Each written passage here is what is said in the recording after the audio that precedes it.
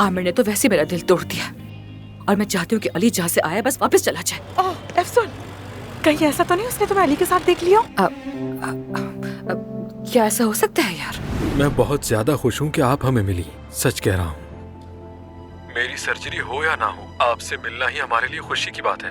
हो सकता है कि कोई ऐसा शख्स हो जो आपका मुंतजिर हो, जिसे बहुत ज्यादा प्यार की जरूरत हो, मतलब कि आपकी जरूरत हो, उसका साथ दें। मसलन मैं समझ नहीं पाई कि तुम्हें कैसी लड़कियां पसंद है, यानी आखिर मेयार क्या है तुम्हारा? तुमने तो कहा था कि एक बार जिससे मिलते हो दोबारा उसको डेट नहीं करते, लेकिन एक लड़की को तो बार बार तुमसे मिलते हुए देख रही हूँ मैं।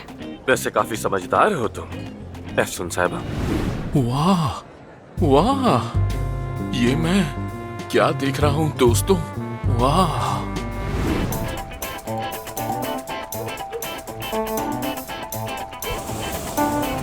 शाबाश मैते। इसको देखो जरा, ये क्या कर रही है? देखो तो कितनी लचक है इसमें। देखो किस महारत और तरतीब से तैराकी कर रही है। देखो तो, ये तो बिल्कुल काया जैसा है। तुम क्यों हंस रही हो? बहुत बुरी बात है। अच्छा, वो क्यों? वैसे मुझे भालू की उम्मीद नहीं थी, गधे की थी।